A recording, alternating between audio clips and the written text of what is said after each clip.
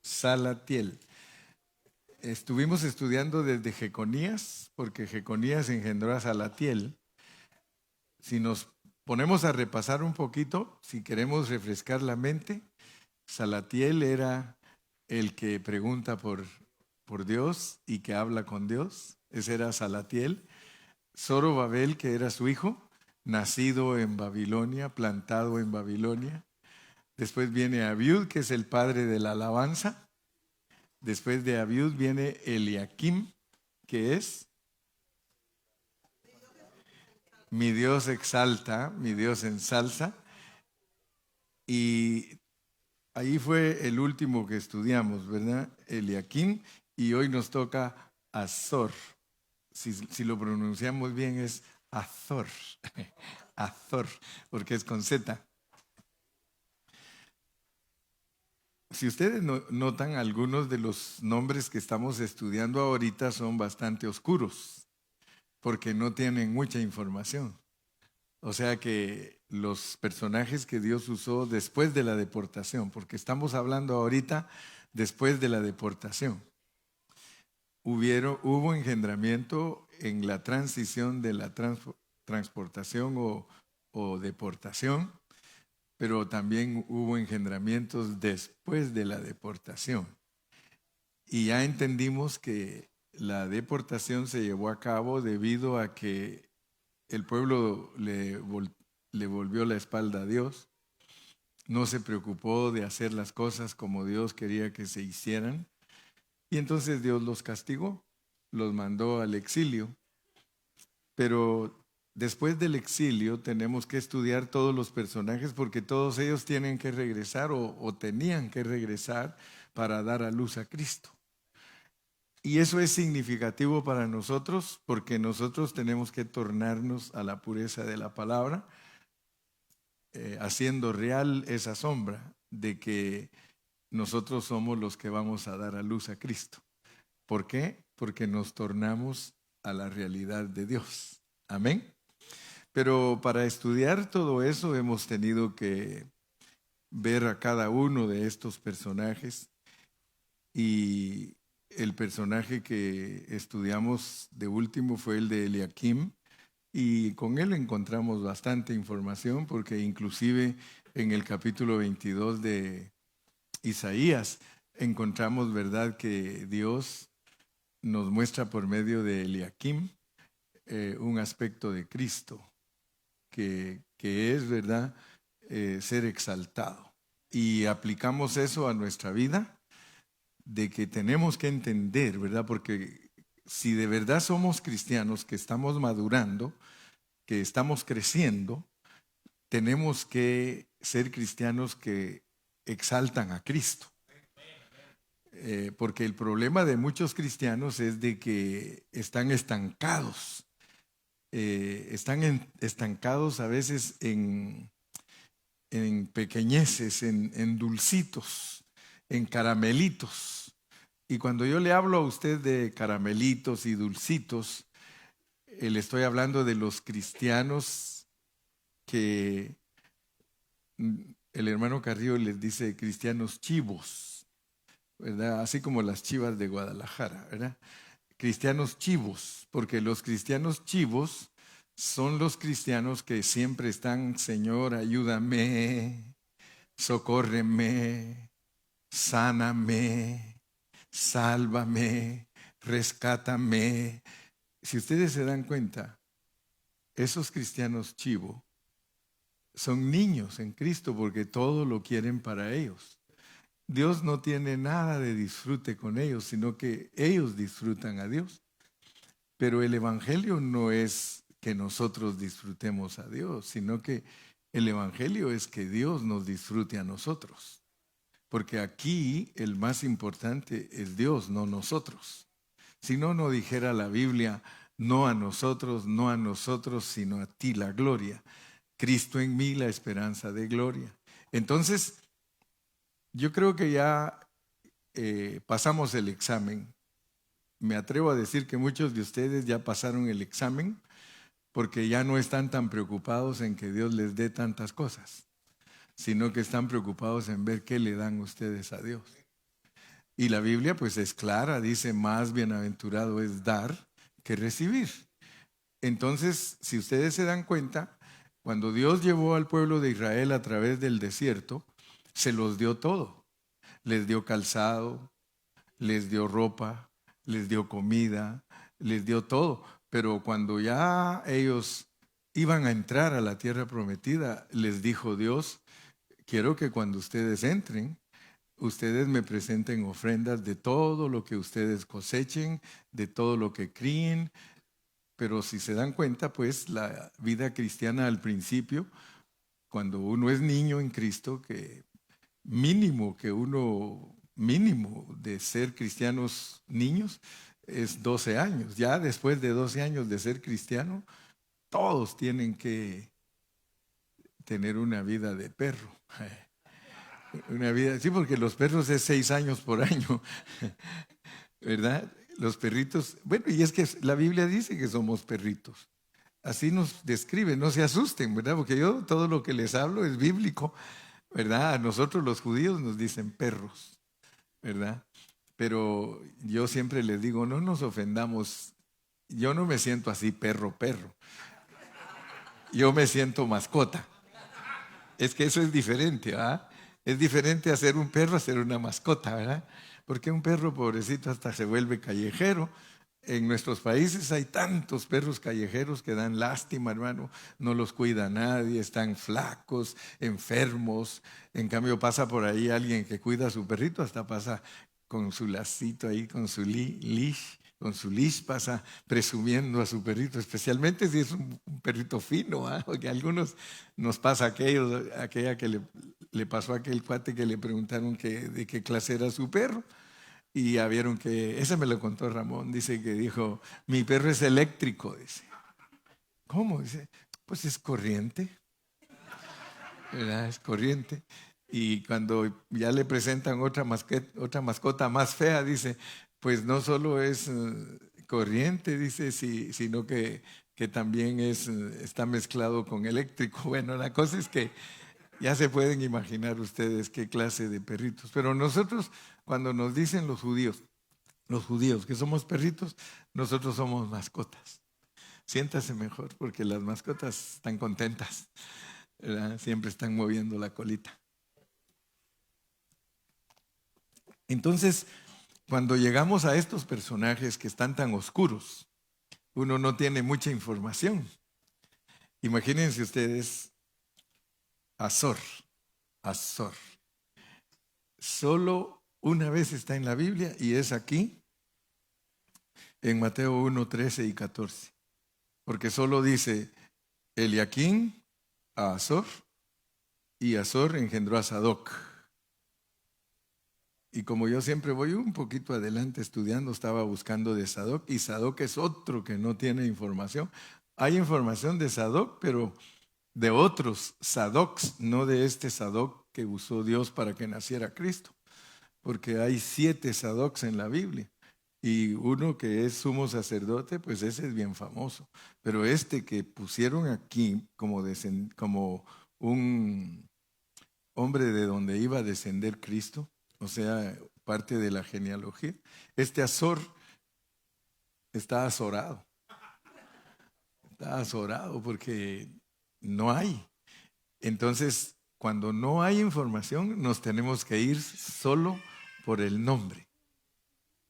Solo por el nombre. Y recuérdense que los nombres de uno significan a veces sí, algo o a veces 2 o 3 cosas. Y nos tenemos que ir por el nombre. Azor quiere decir ayuda, ¿ah? Ayuda, consolador, ¿sí? Ayudador. Entonces, solo imagínense ustedes de quién nos quiere hablar Dios por medio de Azor. Porque del Espíritu Santo. Porque el Espíritu Santo es el paracleto. Así dice la palabra griega, es el ayudador. Entonces vamos a poner mucha atención porque para analizar bien lo que es Azor, tenemos que ponernos a pensar.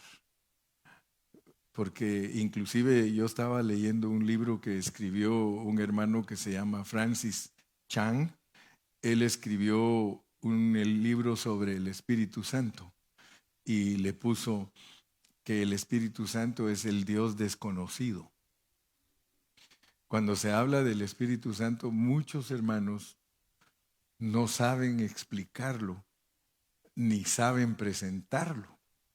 Y es que el asunto es serio, hermanos, porque a lo largo de toda la historia cristiana, todos los cristianos han bregado con una interrogante. O sea que todos han dicho, bueno, ¿en qué entorno gira el tipo de relación que tenemos nosotros con Dios?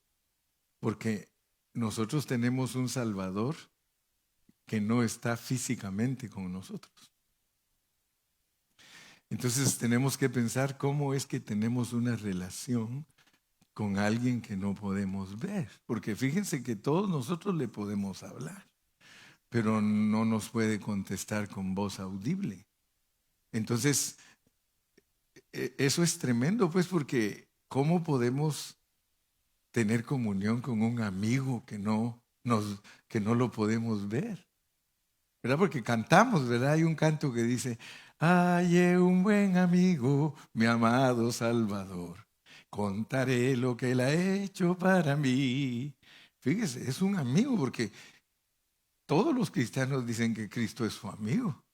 Es más, a los niños en la escuela dominical hasta la clase se llama Amiguitos de Jesús. Y imagínense usted los niños, ellos pues la maestra se encarga de presentarles figuritas y les dice, este es Jesús, estos son los discípulos.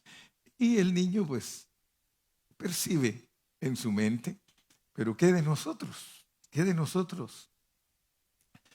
Que tenemos una ayuda, porque vamos a analizar hoy esas cosas, porque el Señor dijo, no os dejaré huérfanos, ¿verdad?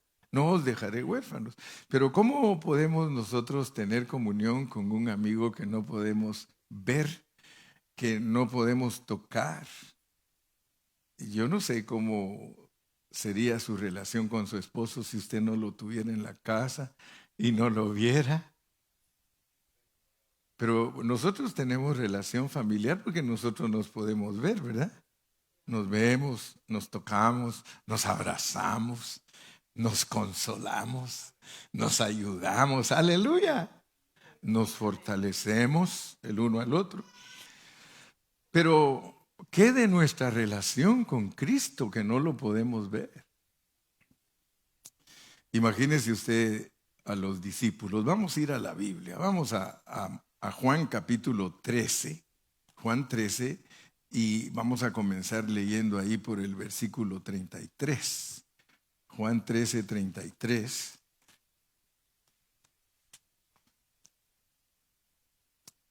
Mire, esto sucedió unas pocas horas antes de que Cristo fuera a la cruz. Hijitos, aún estaré con vosotros un poco. Me buscaréis, pero como dije a los judíos, así os digo ahora a vosotros, a donde yo voy, vosotros no podéis ir. Yo quiero que ustedes se den cuenta, hermanos, que en ese momento que Jesús les dijo eso a sus discípulos, ellos estaban acostumbrados a disfrutarlo. Ellos estaban acostumbrados a caminar con Él 3 años y medio. Todos los días salían, hermano. Todos los días que iban al monte, que iban al mar, que iban a la plaza, que iban al templo. Imagínense, 3 años y medio de caminar con Él y ahora les dice, aún estaré con vosotros un poco, me buscaréis, pero como dije a los judíos, así os digo a vosotros, a donde yo voy vosotros no podéis ir. Leamos el versículo 36. Le dice Simón, Señor, ¿a dónde vas? Señor, ¿a dónde vas? Jesús les respondió: a donde yo voy, no me puedes seguir ahora, mas me seguirás después. ¿Qué les estaba tratando de decir? Examinemos, porque si leemos la Biblia, pero nosotros no nos preguntamos, no decimos, Señor, pero ¿qué es lo que realmente nos quieres decir con eso de que a donde yo voy, vosotros no podéis ir?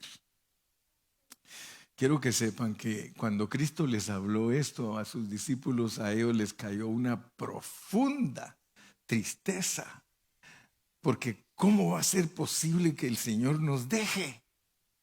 Señor, ¿cómo va a ser que te vas a ir? Ellos se sentían desamparados cuando Él les dijo que Él se iba, hermanos.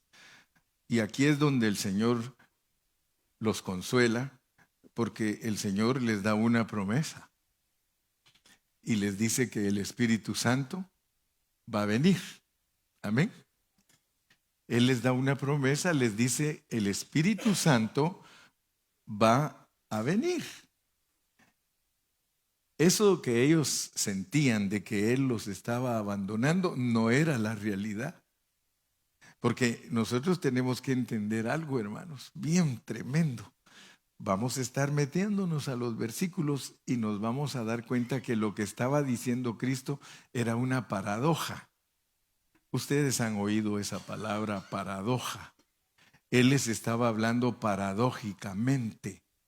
No solo les hablaba en parábolas, sino que también hablaba paradójicamente, porque Él se iba a ir para estar más cerca de ellos. Miren, eso es paradójico. ¿Cómo es que Dios le diga a mi esposa, sabes qué, me voy a ir para estar más cerca de ti? Me va a decir, no te vayas. O si no, vete. Pero miren lo que estaba hablando Jesús, hermanos. Él mismo les dijo, es que es necesario que yo me vaya.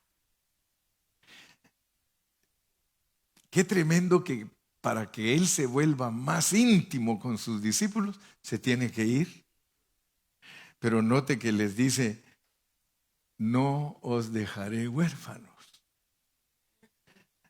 Usted debe darle gracias a Dios porque usted no es huérfano. Yo no soy huérfano. Hermano, los cristianos no somos dignos de lástima. Porque algunos creen que los cristianos son dignos de lástima, hermano. Pero yo quisiera decirle a usted en esta mañana, mi carga, mi anhelo es que cuando usted salga de aquí hoy, usted salga más animado que nunca. ¿Sabe por qué? Porque Dios nos quiere dar entendimiento. Muchos cristianos no saben con cabalidad lo que significa recibir el Espíritu Santo. Usted los oye hablar, ellos dicen que son hijos de Dios, ellos dicen que están perdonados, ellos dicen de todo, pero no entienden lo que significa recibir el Espíritu Santo. Y yo quiero que en esta mañana, que ya es casi tarde, todos nosotros tengamos claro lo que es entender que hemos recibido el Espíritu Santo. Entonces yo quisiera ilustrarlo para que sea mejor entendido. Casi todos los que estamos aquí nos ha tocado ir a que nos examinen la vista. Se la examinan a uno para darle la licencia de manejar y se la examinan a uno cuando uno se queja que algo no mira bien o etcétera, etcétera. O aún, ya ven que los niños cuando miran así, dicen, este está malo de los ojos y hay que llevarlo al doctor, y en vez de que esté haciendo así para ver, ya le ponen sus anteojos y ya con los ojos bien abiertos puede ver. Pero si ustedes se dan cuenta, cuando le hacen a uno el examen de la vista, lo ponen frente a esos cuadros que tienen letras.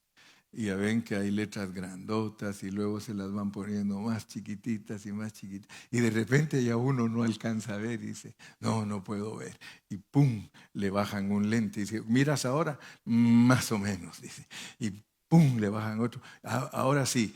Y dice, ¿miras bien con ese? Creo que sí. Y le bajan otro que más. No, con ese se mira más, dice, ¿verdad? Y entonces el doctor le va probando para ver con cuál lente usted mira mejor y así le puede prescribir, le da su receta y le hacen sus lentes para que usted pueda ver bien.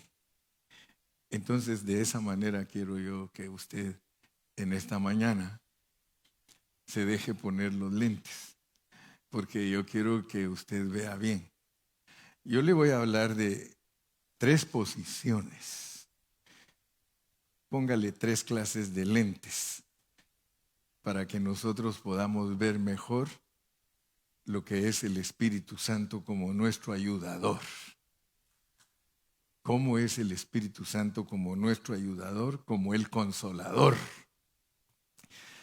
Entonces, para eso vamos a leer la Biblia, porque todo lo que predicamos tiene que ser comprobado con la Biblia. ¿Cuántos me dicen amén? Ok. Entonces aquí va el primer lente, pues. ¡Pum! Quiero que vea bien, bien las letras.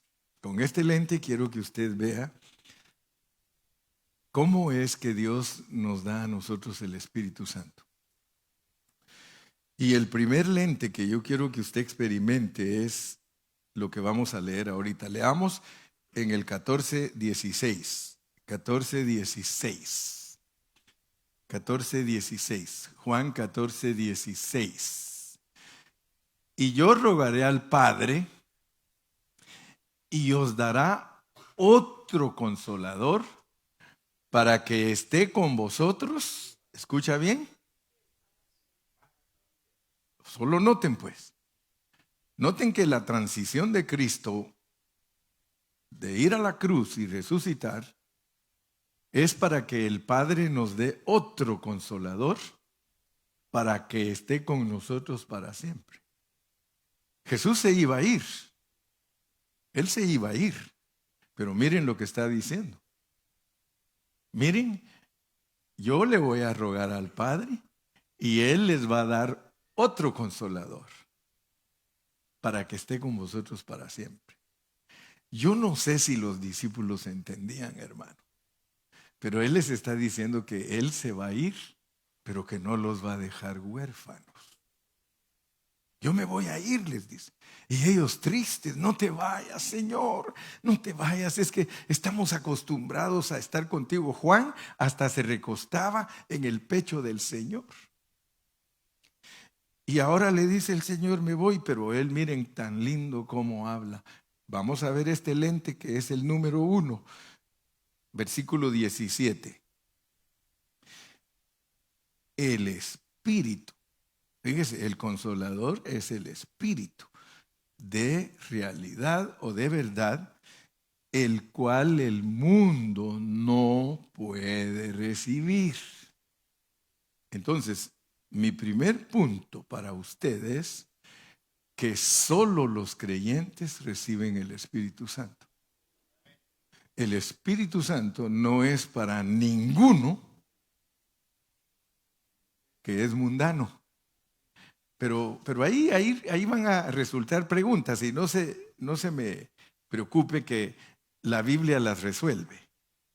Porque dice el Espíritu de verdad, o sea que el otro consolador, el que Él va a rogar al Padre que nos sea dado para que Él esté con nosotros para siempre, ahí está implicada la muerte de Cristo. Él va a desaparecer de esta tierra. Pero ¿cómo es posible que ahora va a estar con nosotros para siempre? Él mismo les está diciendo, y ustedes lo van a leer en Juan capítulo 6, dice, la carne para nada aprovecha. Y algunos creen que está hablando de la carne, de su carne caída. No.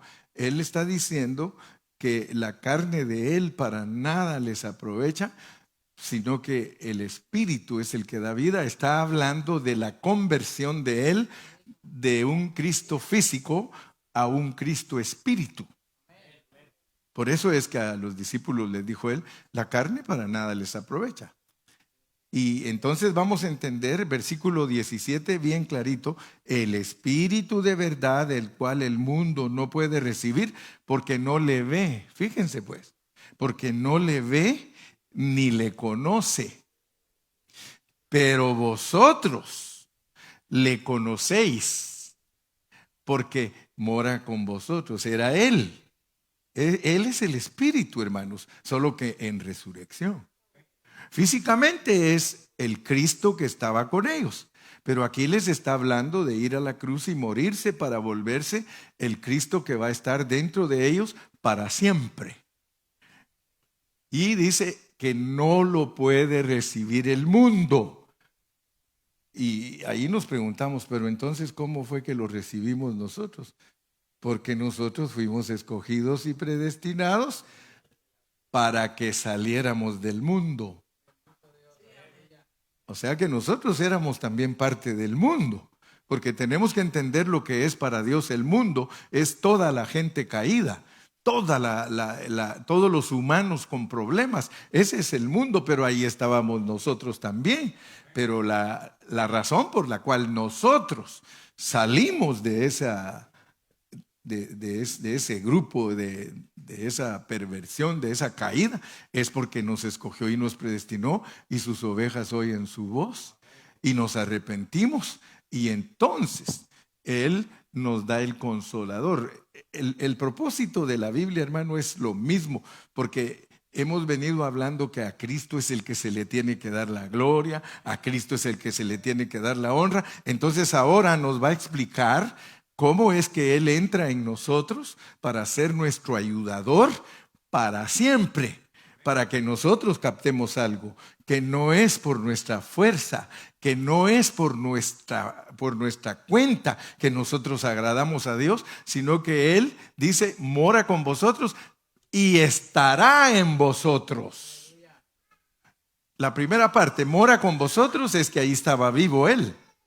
Pero Él está tratando de explicarles que Dios va a mandar otro consolador, que es Él mismo, pero en resurrección, para que esté dentro de ellos, estará en vosotros.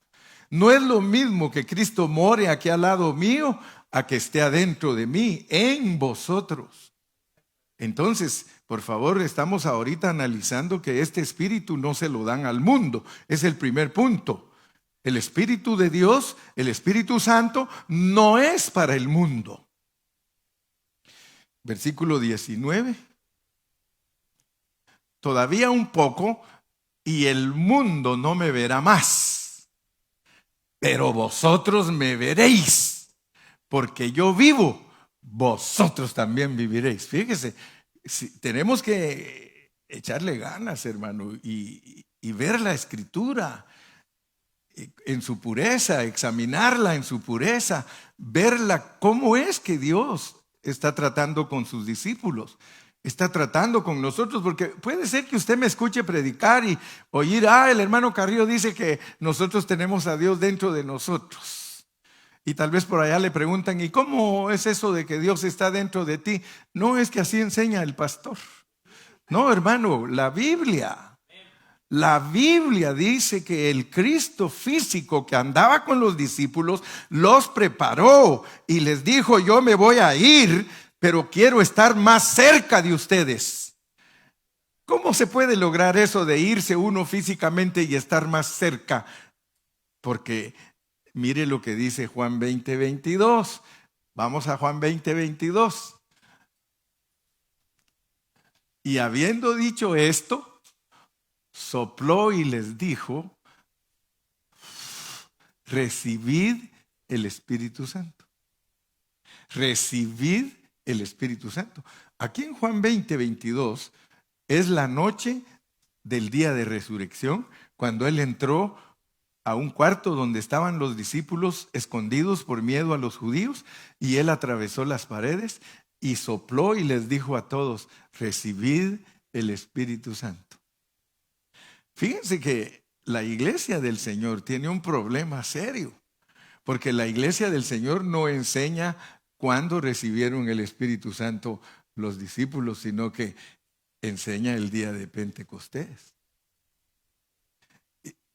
Mire, de verdad a veces me preocupo de algunos de ustedes porque al oírlos hablar, yo digo, Señor, estos no han agarrado la onda. No han agarrado la onda. Porque fíjese lo que nos explica la Biblia. La Biblia dice en Juan 20:22 que los discípulos recibieron el Espíritu Santo. Pero usted habla con cualquier hermano pentecostal y le dice, no, es que ese no tiene el Espíritu porque no habla en lenguas. O sea, la Biblia mal enseñada, pues, pero como la gente es bien ignorante y la gente es manipulada por los líderes, entonces los líderes a veces no les enseñan bien y los pobrecitos creen cosas que la Biblia no respalda. Y habiendo dicho esto, sopló y los dijo, recibid el Espíritu Santo. Los discípulos recibieron el Espíritu Santo la noche del día de resurrección, porque Cristo les había dicho antes de morirse que Él se iba a ir a un lugar donde ellos en ese momento no podían ir, era la cruz. Ninguno de ellos tenía que morir crucificado allí junto con Cristo. Murieron los dos ladrones. Ellos tenían que esperar que Cristo resucitara para que entrara en ellos. Entonces, el asunto de Pentecostés es otro aspecto del Espíritu Santo. Allí es para recibir poder. Empero recibiréis poder cuando haya venido sobre vosotros el Espíritu Santo y me seréis testigos. Fíjense pues qué diferencia. Si usted estudia bien la Biblia a conciencia y de verdad usted está preocupado por saberla bien, usted va a saber que primero recibe el cristiano el Espíritu Santo en su interior y después sobre él como poder. Pero no es que cada cristiano le tiene que suceder eso, porque esto tiene que entenderse cómo funciona. ¿Acaso a todos los hombres nos tiene que soplar Dios el soplido que le dio a Adán? Él solo sopla uno. Cuando nació la iglesia, eran 11 los que estaban ahí y él sopló. Entonces, por favor, abran su entendimiento. Pídale a Dios que le abra sus ojos. Cuando Dios sopló en Adán, le dio vida a todos los hombres que iban a nacer. Entonces ahora no sopla a un individuo. En el Nuevo Testamento no sopla a un individuo. Ahí está el soplo, mire. Sopla a 11. Sopla a un cuerpo. Sopla al cuerpo de Cristo. ¿Por qué? Porque todos los que acepten a Cristo son parte de ese cuerpo. Solo vienen y se juntan con nosotros y reciben el soplo. Todo cristiano que acepta a Cristo se arrepiente, el soplo divino le entró. Ya tiene el Espíritu. ¿Por qué? Porque cree. Ahora, el otro aspecto es cuando iba a arrancar la iglesia con el ministerio. Ya la iglesia para arrancar y empezar a predicar, porque tenían que ser testigos en todas las ciudades, ahí les viene un viento recio que cae sobre ellos, por supuesto en los que tienen el Espíritu adentro de ellos, ahora les cae encima un viento recio y llena toda la casa. Y ahí está el cuerpo de Cristo con el Espíritu adentro de ellos y sobre ellos a predicar a todo el mundo. ¿Pero qué hace la iglesia? A decirles a todos, si no hablas lenguas no tienes el Espíritu. Si el Espíritu lo recibe uno porque Dios se lo dio a su cuerpo y se lo dio en dos aspectos. Por eso es que no podemos estar de acuerdo con los hermanos que le enseñan a la gente que recibir el Espíritu Santo es una experiencia segunda. ¿Cómo? Si Dios desde el principio lo dio una sola vez. Por eso es que Pablo escribe un bautismo, un Señor, una fe. Y muchos agarran esos versículos para otras cosas, pero ese versículo está diciendo que todas las cosas de Dios suceden una sola vez. Una sola vez. Entonces, importantísimo pues que el Espíritu Santo no es para el mundo. No es para el mundo, ¿verdad que no? Regresemos a Juan 14, 22. Juan 14, 22. Note pues que el mundo no puede recibir. Por eso miren lo que le dice Judas, no el Iscariote. Señor, ¿cómo es que te manifestarás a nosotros y no al mundo? Fíjese que él estaba poniendo atención. Pero sin embargo se le chispoteaba porque le estaba diciendo el Señor, el Espíritu no es para el mundo. ¿Y cómo, Señor, es que te vas a manifestar a nosotros y no al mundo? ¡Ah, qué tremendo!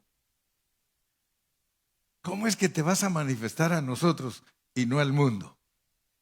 Entonces Dios está corroborando que su Espíritu es para nosotros. En el contexto dijo, el Espíritu, el cual el mundo no puede recibir. Entonces el discípulo dice, ¿y cómo es eso, Señor? ¿Por qué a nosotros? ¿Por qué a nosotros?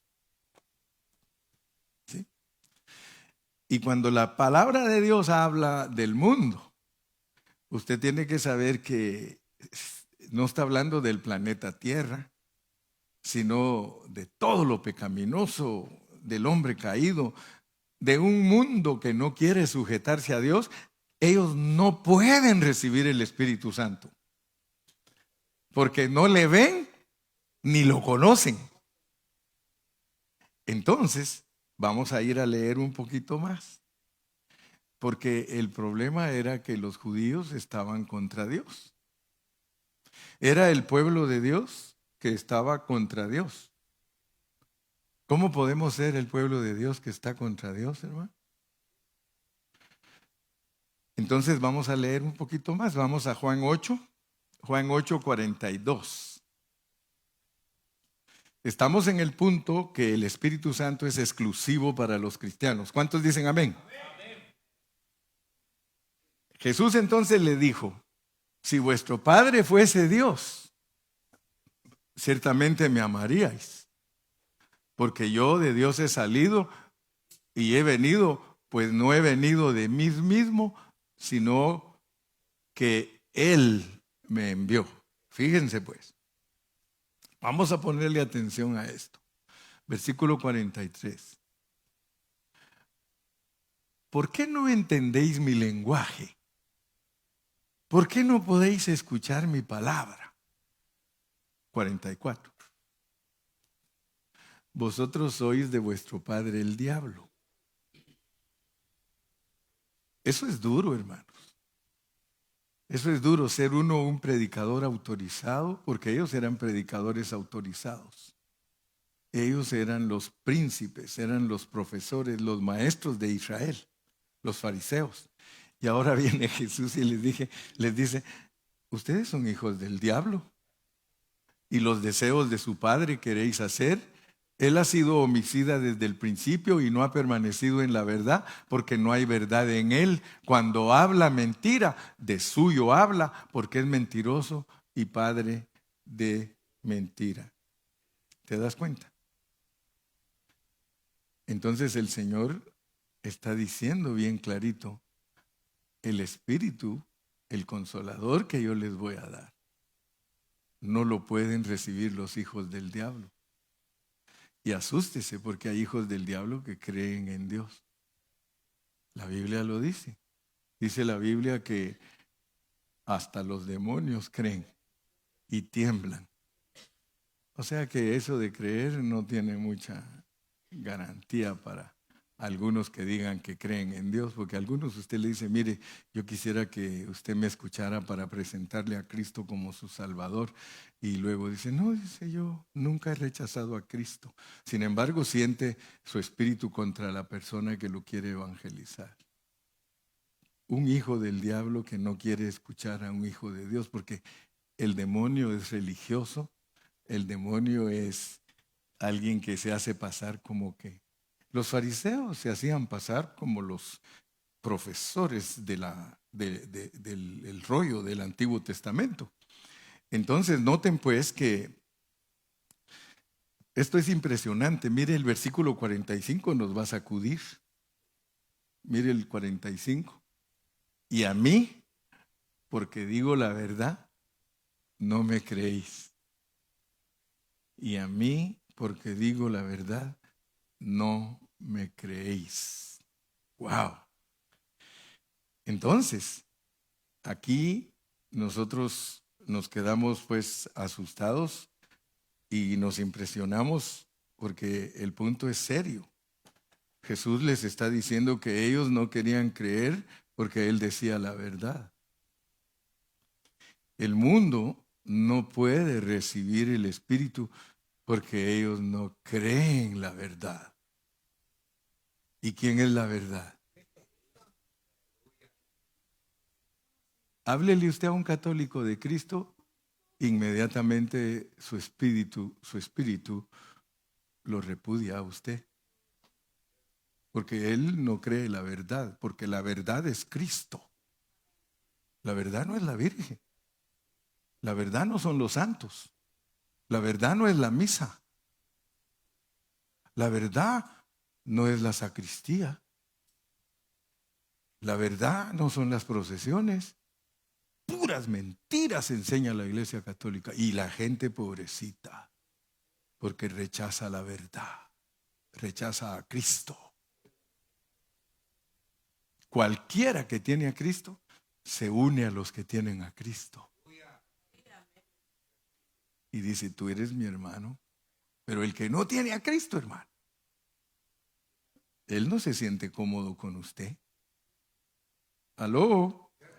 Mire, hablando la mera neta, si no se siente bien un pentecostal con un bautista, ¿qué se va a sentir bien un mundano con un cristiano? Si entre los que son cristianos, que son ignorantes, no se quieren. Ya no digamos los que son del otro equipo.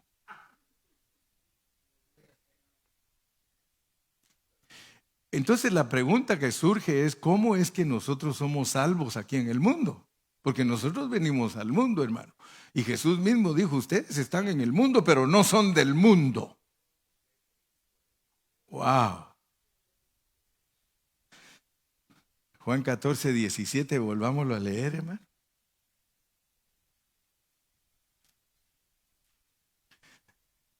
Y yo rogaré al Padre, perdón, y el Espíritu de verdad, el cual el mundo no puede recibir. Ahora la pregunta es esta. Entonces, ¿cómo puede ser salvo el mundo de sus pecados? ¿Cómo? Si el mundo no puede recibir el Espíritu Santo y el Espíritu Santo es el que convence a la gente de pecado. ¿Sí o no? Así dice la Biblia. ¿Quiere leerlo conmigo?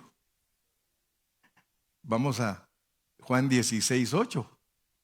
La pregunta es, ¿cómo puede el mundo ser liberado de la esclavitud del pecado si ellos no pueden recibir el Espíritu Santo? Y cuando Él venga, el Espíritu Santo, convencerá al mundo de pecado, de justicia y de juicio. Fíjense pues, oigan bien eso.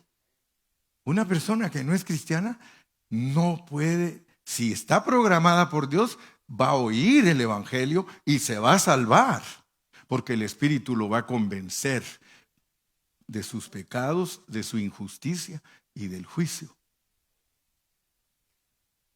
Pero si una persona del mundo no está programada por Dios para venir al Evangelio, Jamás recibe. ¿Por qué? Porque el Espíritu no está con él. Usted tiene familiares que usted se ha dado cuenta que les habla y les habla y les habla de Cristo y no han querido. Ellos están ahí por el momento. Yo no sé si están en stand-by, porque si fueron escogidos y predestinados por Dios, van a venir aunque sea el último día de su vida. Y les va a pasar la del ladrón. El ladrón en la cruz del Calvario, el último día de su vida, aceptó a Cristo, le dijo: acuérdate de mí cuando vengas en tu reino. Sin embargo, el otro dijo: si eres hijo de Dios, sálvate tú y sálvanos a nosotros. El otro estaba escogido y predestinado, hermano, porque dice: acuérdate de mí cuando vengas en tu reino. Hasta sabía que tenía reino. No solo dijo sálvame, sino acuérdate cuando vengas en tu reino. Entonces, amados hermanos, tenemos que estar bien claros del primer lente para que veamos bien, pues esa es mi carga. Yo quiero que usted aproveche este lente que le estoy poniendo ahí, no se lo quite, por favor. Que la salvación, perdón, el Espíritu Santo es para los cristianos. El mundo no lo puede recibir, hermano. Que nos quede claro cómo puede el mundo pertenecer a Jesús. Y Dios nos contesta todas nuestras preguntas. Mire lo que dice Juan 15:16. Por si en caso alguien cree, dice: no me elegisteis vosotros a mí. Por eso a veces cuando decimos yo acepté a Cristo, está mal dicho. No me elegisteis vosotros a mí, sino que yo os elegí a vosotros. ¿Y para qué? Para que llevéis fruto y vuestro fruto permanezca, para que todo lo que pidiereis en mi nombre, o sea, si vives a Jesús, se os sea dado. El Espíritu Santo para eso sirve, para que usted se dé cuenta que no está solo. El Espíritu Santo es para que usted se dé cuenta que Jesús le prometió que usted no iba a estar solo. Le dijo que Él iba a estar con usted para siempre. ¿En dónde está? Por eso me inicié diciéndole: ¿cómo es esta relación, hermano, con un Dios que no podemos ver ni tocar? Es que la palabra nos dice dónde está.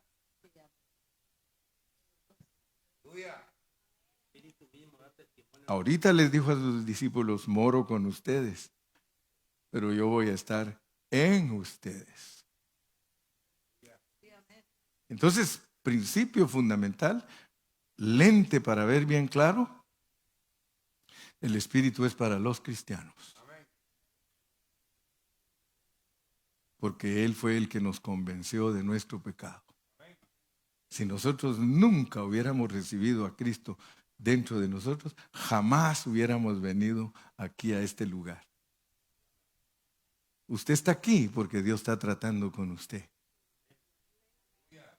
Aunque a veces se me hace el duro porque algunos parecen anguilas. Ya cuando casi los tiene el Señor, ¡chuc!, se le escapan.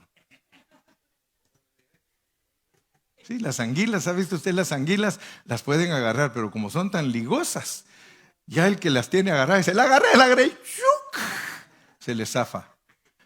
Y así hay muchos aquí que son anguilas. El Señor ya los tiene y se le escapan. Pero como dicen por ahí, a todo turqui le llega su Thanksgiving Day.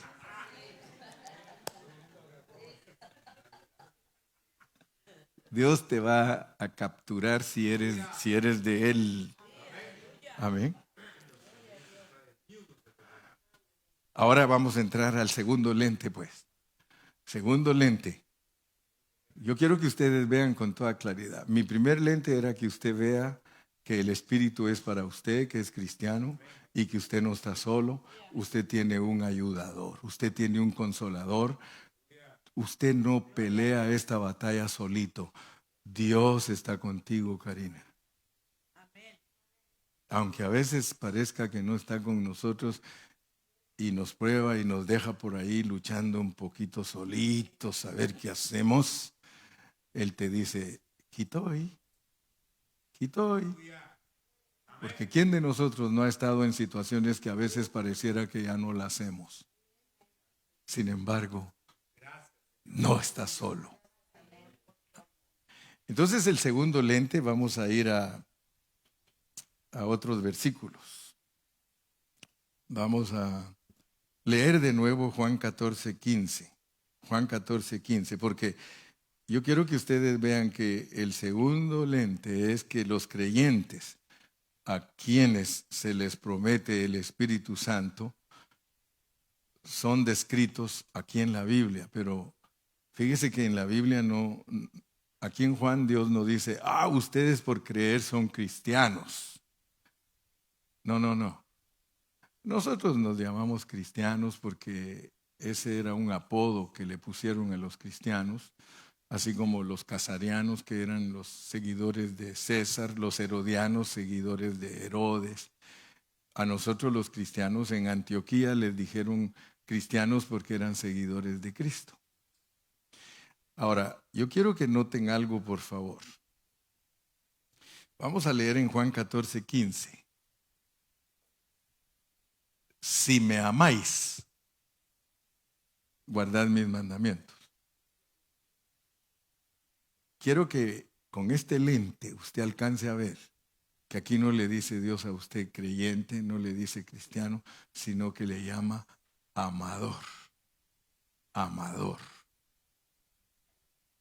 Y quiero que vea pues que usted resulta amando los mandamientos, pero no porque usted amó a Dios primero, sino que usted resulta amando los mandamientos de Dios porque Él lo amó a usted primero. No me elegisteis vosotros a mí.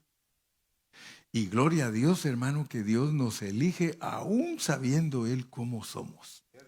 Porque quiero que sepas que Dios no tiene problemas de aceptarte a ti, porque Él te eligió sabiendo lo que tú eres.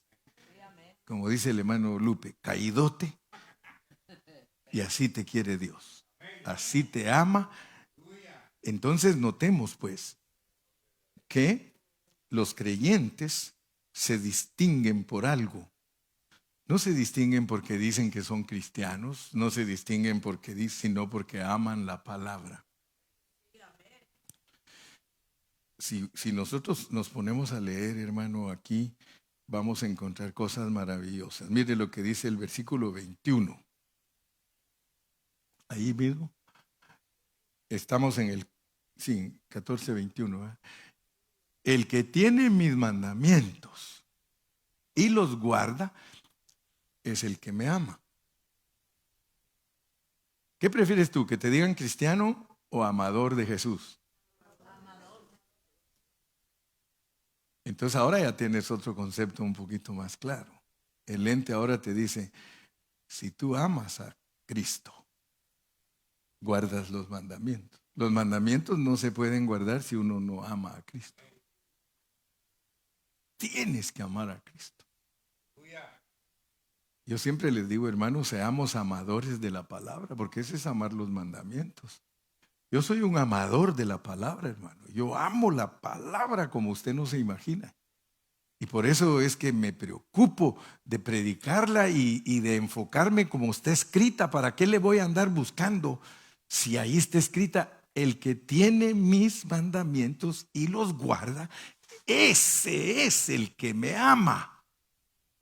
Y el que me ama, aleluya. Fíjese que los que no creen en la triunidad de Dios, ¿cómo van a explicar estos versículos? Si aquí Él dice, es más, dice el que me ama a mí, ama a mi Padre. ¿Y cómo podemos explicar si la gente no cree que Dios es Padre, que Dios es Hijo y Dios es Espíritu? Y aquí dice que el que le ama será amado por mi Padre y yo le amaré y me manifestaré a Él. Wow.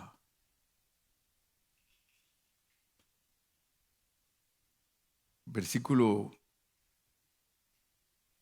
23. Respondió Jesús y le dijo: el que me ama, mi palabra guardará, y mi Padre le amará. Y no dice y vendré, hermano.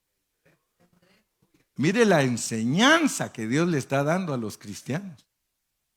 Les está diciendo que la triunidad de Dios vive en ellos. No, hombre, dígale eso a alguien que no cree en la Trinidad. Dice: no, usted está equivocado, pastor. Aquí dice vendremos, discúlpeme. Vendremos es plural. Vendremos a Él y haremos. Dele gloria a Dios, hermano. Usted no, mire, muchos, ay, tengo el Espíritu. Cuando usted dice que tiene al Espíritu, usted está diciendo que tiene al Padre, tiene al Hijo y tiene al Espíritu. Ahí sí le creo. Pero si usted está lleno de doctrina que no sabe explicar todos estos versículos, usted es el que se la pierde. Porque aquí claramente dice haremos morada. Y Él es el que toma la iniciativa, hermanos. Es Dios el que toma la iniciativa. ¿Sí? O sea que el amor de Dios no depende de nuestro amor, sino que Él nos amó primero.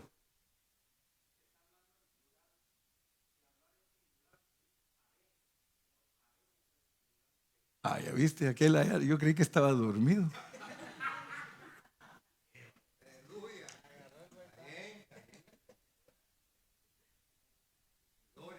Ahora, asústense pues, porque el propósito de Dios es profundo. Porque el amor de Dios nos salva de nuestro espíritu. Pero el amor de nosotros para Dios nos salva de nuestra alma. ¿Sí? De acuerdo a la pureza de la palabra, son los que aman a Dios los que obran sus mandamientos.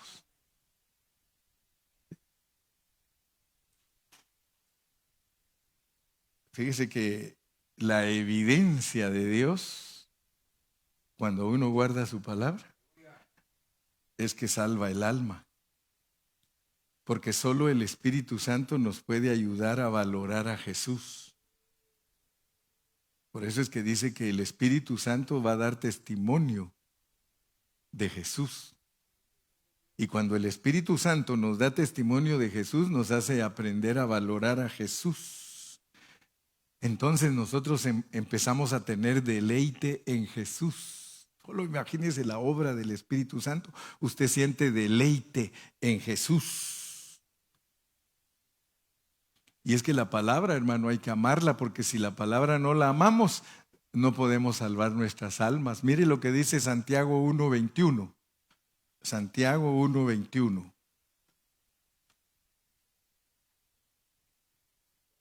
¿Sí? ¿Ya lo tiene? Por lo cual, desechando toda inmundicia y abundancia de malicia, recibid con mansedumbre la palabra implantada, la cual ¿qué? ¿Se da cuenta entonces por qué es importante amar la palabra? Porque la palabra salva nuestras almas. Si usted se la implanta, y eso, hermano, es implantar, ya sabe usted qué es, ¿verdad? Implantársela.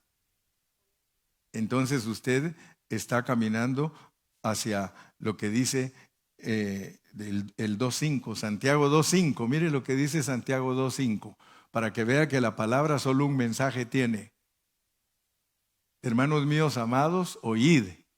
¿No ha elegido Dios a los pobres de este mundo para que sean ricos en fe y herederos del reino que ha prometido a los que le aman?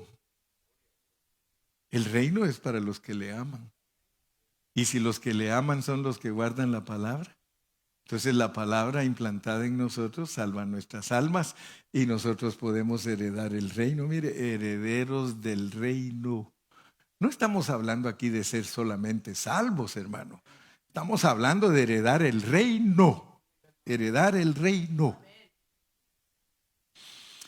Muy bien, entonces ya para terminar voy con el tercer lente. Este es el tercer lente y espero que todos hayan tenido claro que su vista esté 2020, 2020, que haya visto que el Espíritu Santo es para los cristianos, no para el mundo, que el Espíritu Santo es para que usted se dé cuenta que usted no está solo, sino que Él está con usted para siempre, para que usted resulte amando la palabra. ¿Cuántos estamos de acuerdo? Amén. Ahora terminemos pues. Tercero, la tercera posición. Si nosotros entendemos que no estamos solos y que este azor, esta promesa del Dios triuno, vamos a leer otra vez Juan 14, 16.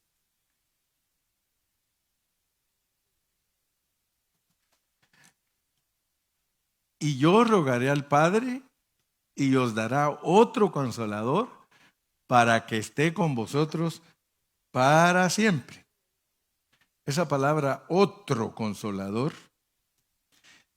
en griego esa palabra es heteros, otro, que dice la definición de heteros, dice otro de una clase diferente, otro de una clase diferente.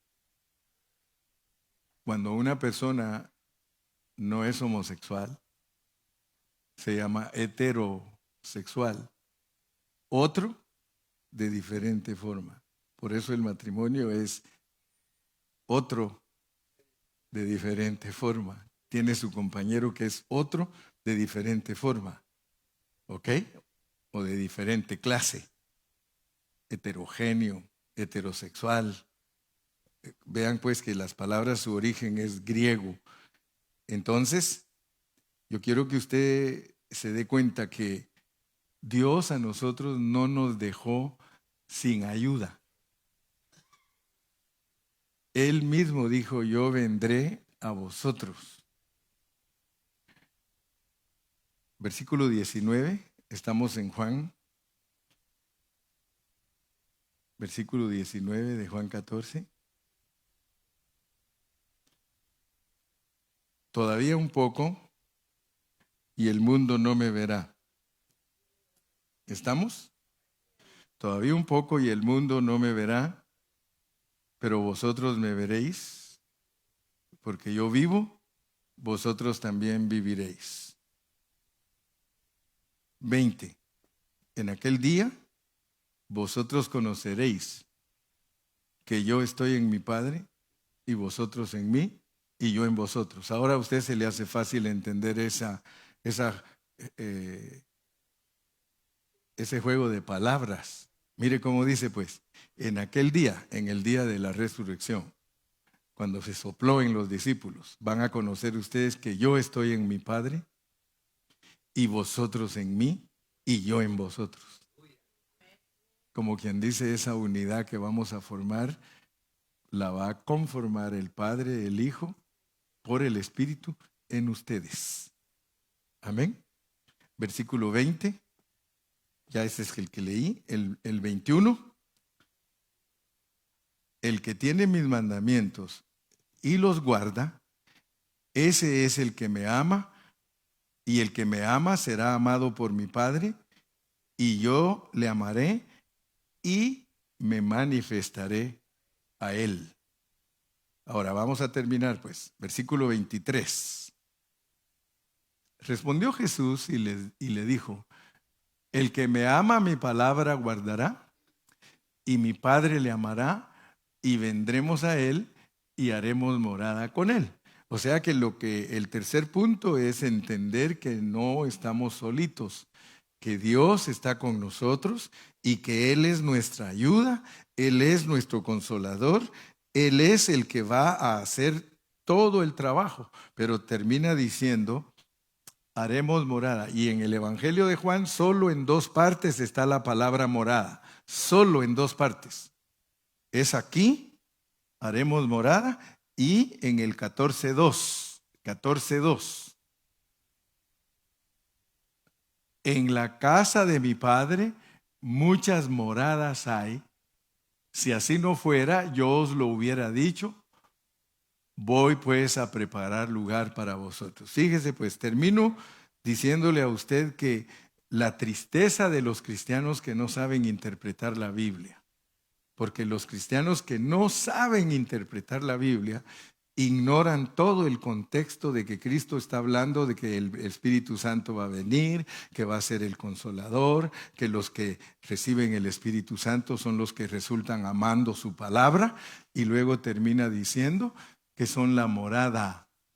Pero tristemente este pasaje lo usa 90% de los cristianos para hablar del cielo. Mire cómo sacan de contexto todo el capítulo diciendo que la casa del Padre es el cielo y que Cristo se fue al cielo para hacerles casitas, para prepararles una casa. No está hablando de eso. Está hablando de que el Espíritu Santo en nosotros somos la casa de Dios. Nosotros somos la casa del Padre. Él nos hace su morada. Esa es la pureza del Evangelio. Pero ¿qué ha pasado con los cristianos, hermano? Enseñándoles. Les hacen himnos y todos compran el disco. Mire, todos, yo le aseguro, si usted tiene años de ser cristiano, acuérdese de este canto.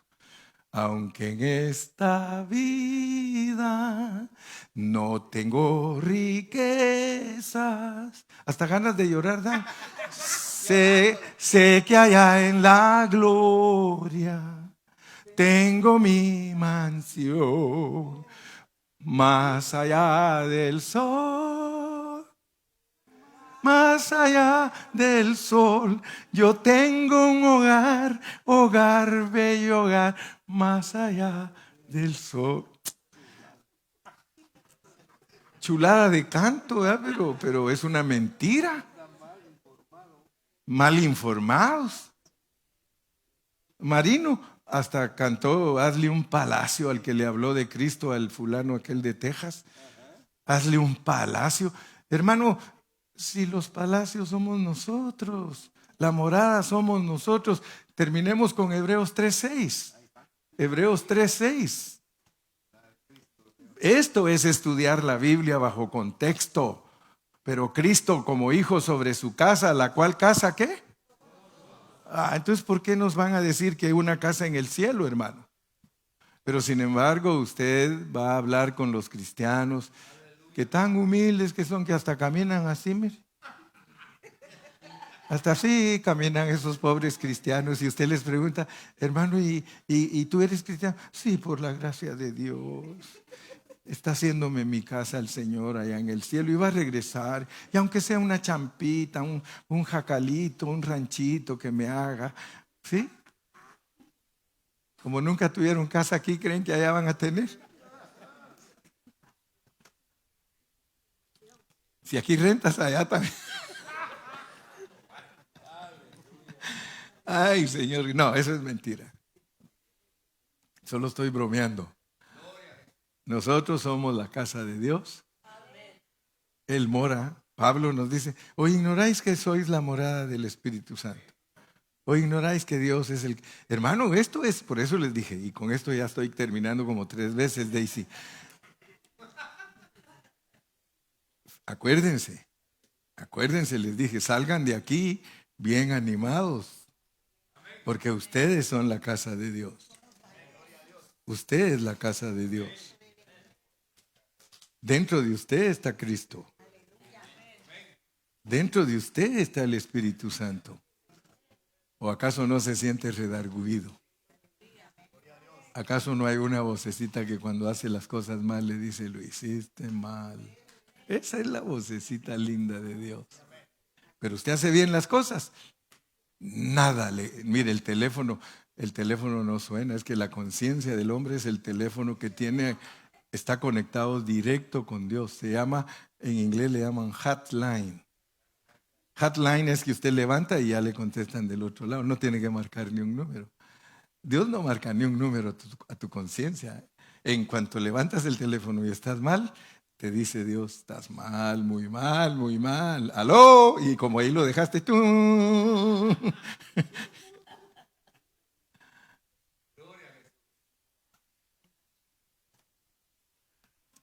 Bendito sea Dios.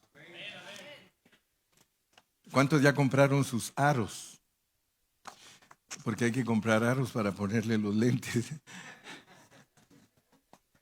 ¿Ya compraste tus aros? Porque a algunos les gustan aros deluxe. Andan con sus anteojotes bien caros, ¿verdad? Porque aros deluxe y espejos como las botellas. No miran nada los pobres. ¿Alguna pregunta? ¿Alguna pregunta? ¿Se les quedó lo que es Azor? Azor es el ayudador, el Espíritu Santo. Azor es, por eso es que no hay mucha información en la Biblia, porque hay que estudiarla toda para poder hablar de Azor. Si Dios nos da vida, mañana temprano les hablo de Sadoc. Sadoc es el hijo de Azor. Padre Celestial, te damos gracias en esta preciosa tarde por la bendición que nos diste de estudiar tu palabra.